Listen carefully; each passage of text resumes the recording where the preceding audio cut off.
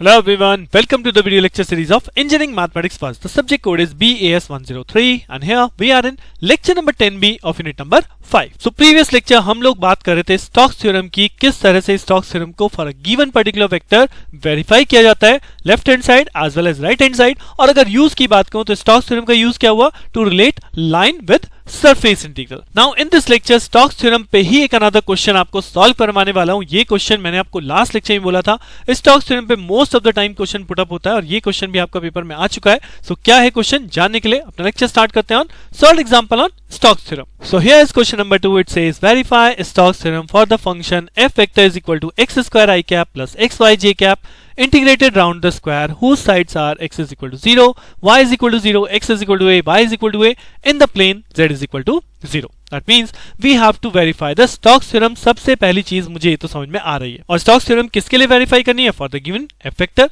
So as per the Stokes theorem statement हमारा क्या है कि f vector dot dr vector that is line integral of f vector is equal to curl of f vector dot n cap ds surface integral, यानी कि vector f के curl के normal component के surface integral के equal होता है vector f का line integral, right. So ultimately verify करना है, that means we will satisfy both the parts left hand side as well as right hand side, दोनों को कैलकुलेट करेंगे और दोनों की वैल्यू इक्वली सॉल्व करके लाएंगे, राइट। सो कैसे सॉल्व करना है ये हमने लास्ट लेक्चर में भी किया था, सेम टू सेम पैटर्न है। अब अगर मैं आपको बोलूं सबसे पहले मैं लाइन इंटीग्रल सॉल्व करता हूं, सो लाइन इंटीग्रल के लिए मेरा कर्व क्या है यहां पे गिवन है, we have to evaluate this function around the square whose sides are x is equal to 0, y is equal to 0, x is equal to a, y is equal to a. That means square कैसा है, square की side क्या हुई, side a हुई। सो अगर मैं x y plane consider करूंगा because here z is equal to 0, so here is the x y plane, this is x axis, this is y axis. तो यहाँ पे ओरिजिन हो गया 0, 0, एक कोऑर्डिनेट हो गया आपका a, 0, then a, a and 0,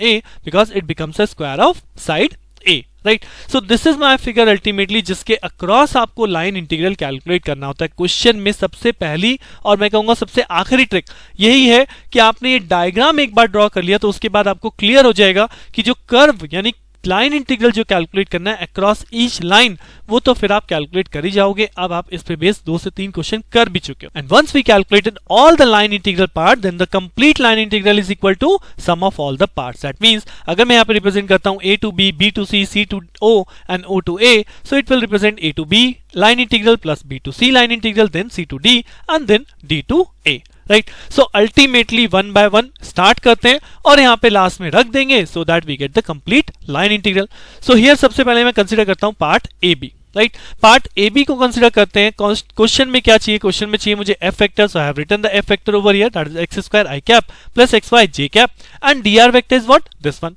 तो सबसे पहले यहाँ कैलकुलेट होता है F vector dot D R vector. So जैसे ही आप इन दोनों का डॉट प्रोडक्ट करेंगे हमें क्या मिलने वाला है, हमें मिलने वाला है X square D X plus J component dot product हो जाएगा तो ये हो जाएगा एक्स वाई डी वाई, यानी this is my F vector dot D R vector. Now अब करना है इस F vector dot D R vector को लाइन इंटीग्रल। सो अब हम अगर कहें कि ए बी के क्रॉस हमें लाइन इंटीग्रल करना है, सो ए बी के क्रॉस क्या वेरी कर रहा है, जी हाँ ए बी के क्रॉस वेरी कर रहा है Y, Y changes from 0 to a, और जबकि x हमारा कांस्टेंट है, x की वैल्यू क्या है स्मॉल a, सो यहाँ पे dx क्या हो जाएगा, dx इज इक्वल टू 0। अगर ये रिलेशन हम यहाँ पे पुट करेंगे कि dx की वैल्यू 0 हो गई, सो अल्टीमेटली लिमिट किसकी पुट हो रही है, y की, क्योंकि y वेरी कर रहा है 0 टू a, और यहाँ पे बचा xy इंटू dy जहाँ पे x हो गया आपका a, y dy, so ultimately a is a constant, हम y का इंटीग्रेशन हो जाएगा y स्क्वायर बाय 2 जहाँ पे आप लिमिट लगाओगे 0 टू a, जिसको सॉल्व करने पे वैल्यू मिलेगी a cube by 2, right. So this is the first part, integration along the path AB. Similarly, I can calculate the path across this BC. अब अगर मैं BC के क्रॉस बात करता हूं तो फिर से सेम चीज है, हमें f डॉट dr तो कैलकुलेट करेंगे और f डॉट dr क्या होगा, x square dx plus x Y D y. But जब मैं इसको इंटीग्रेट करूंगा with respect to the path, what path is BC। अब यानी BC पे क्या वेरी कर रहा है, अगर हम B से C की तरफ मूव करें तो यहाँ पे x वेरी कर रहा है, कहां से कहां, यहाँ पे a था और यहाँ क्या हो गया 0, so x varies from a to 0, right. और y क्या है, y अगर हम देखेंगे y is a, y constant है तो dy की वैल्यू क्या हो जाएगी, dy की वैल्यू 0 हो जाएगी। दैट मींस इस वैल्यू के अंदर आपका dy 0 हो गया। सो ये जो इंटीग्रेशन है ये किसके रेस्पेक्ट में होने वाला है, x के रेस्पेक्ट में, जिसकी लिमिट है a to 0, x square as it is and this become dx, right. dy 0 होने की वजह से ये टर्म आपका 0 हो जाता है। अब इसे आप इंटीग्रेट कर सकते हो, इंटीग्रेट करके यहाँ मिलेगा एक्स क्यूब बाई 3, जिस पे अगर हम लिमिट लगाए a टू 0, सो अल्टीमेटली ये जो वैल्यू बचेगी हो जाएगा minus of a cube by 3। Similarly next part calculate करते हैं, दैट इज पार्ट CD। तो अगर हम CD के अलॉन्ग वेरी करेंगे तो CD में क्या वेरी कर रहा है, आप यहाँ पे देखोगे तो y वेरी कर रहा है, कहां से कहां, a टू 0 और यहाँ पे x आपका कांस्टेंट है, x इज इक्वल टू 0, तो dx के लिए क्या हो जाएगी 0। दैट मीन्स अगर f डॉट dr हमारा x square dx plus xy dy,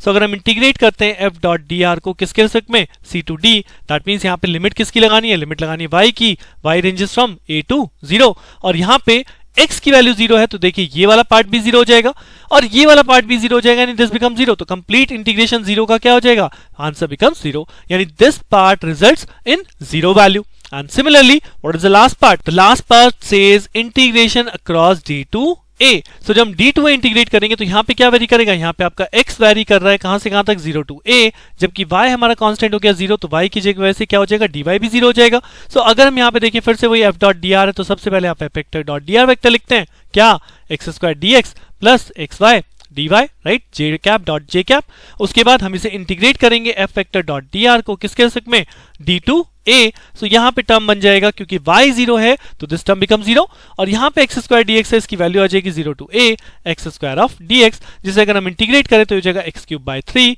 0 to a and value becomes a cube by 3, right? So we have solved each and every line integral for every part और अब last में क्या करना है, as per the equation number 1 the complete line integral is equal to what, line integral summation of all the parts। तो सभी parts हमारे पास हैं, a to b हमने कैलकुलेट किया था, we got a cube by 3, b to c calculate करा a cube by 2, c to d calculate करा वो 0 हो गया और d to a कैलकुलेट करा तो that become minus a cube by 3, तो अगर आप सबको ऐड करेंगे the final result is a cube by 2, right. So यही सेम चीज, यही सिंगल क्वेश्चन हम लोगों ने लाइन इंटीग्रल में पढ़ा था, स्टोक्स थ्योरम में भी यूज कर रहे हैं। So that's why Stokes theorem और ये सारा टॉपिक, चाहे वो लाइन है, सरफेस है, वॉल्यूम है, गॉस डाइवर्जेंस है, स्टोक्स थ्योरम है, सब पूरा का पूरा रिलेटेड है, राइट। अब क्या बचता है, अब अगर मैं स्टोक्स थ्योरम वेरीफाई कर रहा था तो we have right now done only left hand side calculation and the result is a cube by 2। अब बचता है राइट हैंड साइड कैलकुलेशन जिसमें क्या है, curl of f vector dot n cap. अब देखिए फिर से सेम चीज है क्योंकि यहाँ पे प्लेन कौन सा है, प्लेन है z is equal to 0, that means plane में क्या वेरी कर रहा है, x और y वेरी कर रहा है ना, तो यहाँ पे n कैप क्या होगा, n कैप होगा again k cap because the perpendicular axis across x y is z और z के अलॉन्ग जो यूनिट वेक्टर होता है वो होता है k कैप, तो यहाँ पे n कैप की वैल्यू क्या होगी, k कैप। सिमिलरली ds क्या होगा, ds इज इक्वल होगा dx dy divide by n cap dot k cap, जिसका वैल्यू क्या हो जाएगी ultimately k cap dot k cap 1, so ultimately ds की जगह हम क्या लिख लेंगे, dx dy, right. So we know what is n cap, we know what is ds, now बचता है कर्ल ऑफ f वेक्टर, और कर्ल कैसे कैलकुलेट करते हैं, कर्ल कैलकुलेट करने के लिए हम लगाते हैं i cap, j cap, k cap, del over del x, del over del y, del over del z, then i cap का कंपोनेंट f वेक्टर में x स्क्वायर, j कैप का कंपोनेंट है x y और k cap का component है नहीं 0। सो जब हम इसे सॉल्व करेंगे मैट्रिक्स डिटरमिनेंट को तो यहाँ से आप i कैप का कंपोनेंट सॉल्व करोगे, सो i कैप के रिस्पेक्ट में क्या होगा, del over del y into 0 that is 0, del over del z into x y that is 0, then j cap का कंपोनेंट जब हम सॉल्व करेंगे तो j कैप से रो और कॉलम खत्म कीजिए, del over del x into 0 that is 0, del over del z into x square again 0 and plus k cap के लिए सॉल्व करेंगे तब यहाँ पे वैल्यू बचने वाली है क्या, del over del x into x y, तो ये बचेगा y और del over del y into x square that is again 0, so ये आपकी वैल्यू बच गई क्या,